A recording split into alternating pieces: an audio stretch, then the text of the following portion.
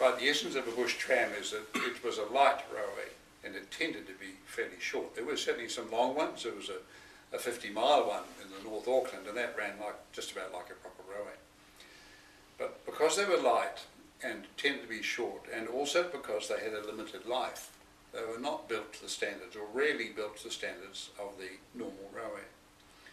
And for instance, they used ordinary native timber untreated for sleepers and things like this, and when they pulled the rail up and moved it to the next valley, they just left the sleepers behind. The locomotives that went on that therefore had to be lightweight, and they didn't have to do any speed. Now, the early locos were often transplants from railways, the small locos that were redundant in coming out of railways. And they were bought pretty old, and bush engineering kept them going. And they were, they'd never been allowed at that stage on a railway's main line.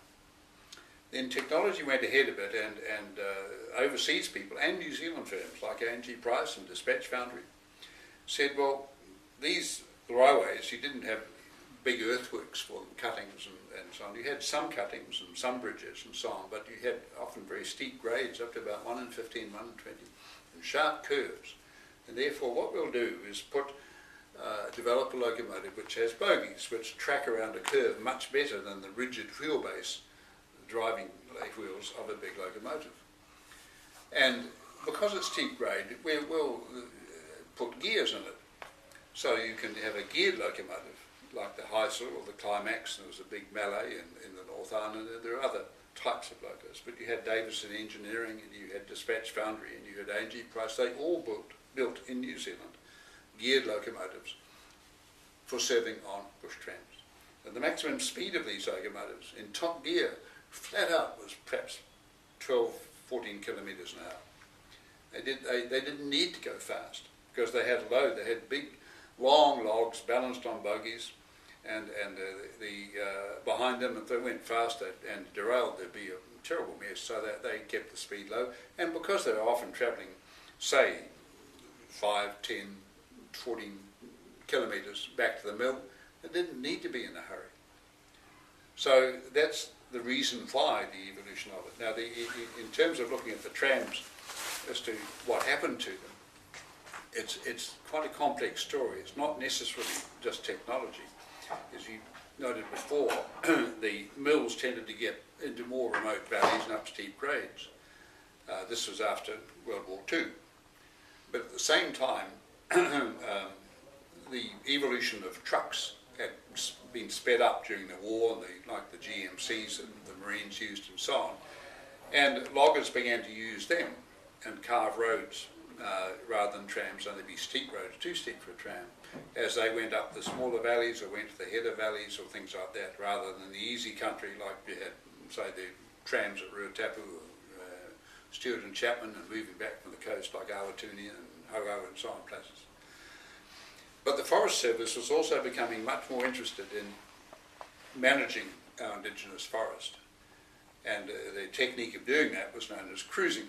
And teams would go in and examine blocks of forest and rate it and grade it and so on. But in order to do that, they needed access, and so they'd carve roads, which we'd call now four-wheel drive roads. But the loggers, the millers went in and said, well, look, we've got this road, we might as well use trucks. And it was getting very, very hard to find smaller locomotives. The Heislers and Climaxes and so on were in most cases wearing out. They were 30, 40, 50 years old. There's some sort of home-built locos that were incredibly ingenious, but they were getting pretty clunky too. And then the Forest Service was concerned because there were mills, locos which were setting the forest on fire in dry summers, and they had some big fires. And they eventually moved to, not so much to ban them, but to actively discourage the construction of trams. And when I was on the coast in 1959, I spent a lot of time with Butler Brothers at Ruatapu, and they actually built some new tram that year. That was in May, I saw it, but by December it had been pulled up and replaced by trucks. Because the Forest Service had said, you know, let's turn it to a road. The right-of-way made a good road, and it went in. So it was a combination of the changing technology, or the old technology wearing out. A lot of mills had diesel locos in the later years, but they were still old ones. You very rarely got anything. In fact, I can't recall anything new that went into bush trams because they were bush. And the second thing, the steam locos were wearing out. The third was that the technology of road transport with big trucks with dual axle drive and things like that, that was coming in. And long jinkers and so on, they could pull it too. And the areas being milled for native timber were becoming increasingly inaccessible, hard of access, and couldn't be suited for trams. And then basically the milling of native timber, of indigenous timber, of course, slowed down and essentially disappeared. So the demand for trams on that disappeared. And when you plant pine forest, now you're using big, tall, high leads and bulldozers. You're using quite different extraction and logging techniques. And of course you use trucks, big trucks, which go in and get the logs, stick them on in the forest and whip them out off to the mill straight away, and they travel down ordinary roads and frighten the socks off us, but they're still, in that sense, they're more efficient. There's still logs going by rail. The logs go by rail from Stillwater to Belfast most nights. And so that's the evolution of the change, and the gearing was highly ingenious. I tell you, when it went fast, it sounded like an express, and it came around the corner and was doing 12 kilometres an hour. Because it's like a truck or car, no gear. You move steadily and firmly forward with a big load. And it's exactly the same principle. But the interesting thing mechanically was that most of those locos had the gearing outside, so you could watch these pistons whirring up and down and the cogs whizzing round and so on. Quite a skillful driving was needed too. The tractors were used, not just Fortune, but others, to in smaller mills. They couldn't haul too much because they're too light. But that was one of the adaptations that was used, and they'd often put big solid wheels and counterweights and things like that to give better traction, because a tractor doesn't weigh that much. And they were used. They're also used for shunting around mill yards, where it was fairly flat and easy, and you could find even rowers used Fortune tractors on rubber tyres with big buffers to move wagons around the yard in the 60s and 70s. And that was another stage in evolution of the transport. But now, see, timber's become a much more normal product. Sure, you need log trucks with some special stanchions and so on, but pine logs are reasonably uniform size. You don't have to carry out huge long ones, or very rarely, if you do sometimes for a special order. And it's all become much simpler, a lot safer for the people working on it. It does have an impact on putting big trucks on roads with cars and mixing light and heavy vehicles, which is always a risk, but that's we've got to live with that. And so the era of the bush tram was fascinating. It's been quite well recorded in photograph and in text, and in indeed film and slides and so on. But it was a rather particular era of specialist transport in our extractive industry history.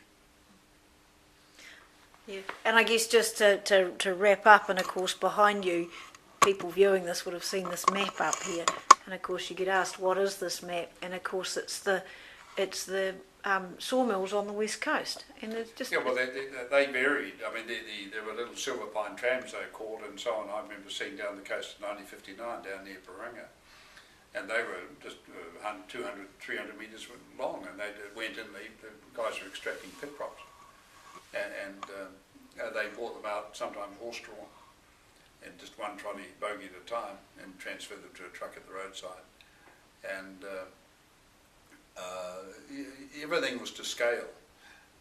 You might have a small family mill that had a tram that was only a kilometre long, servicing a small valley.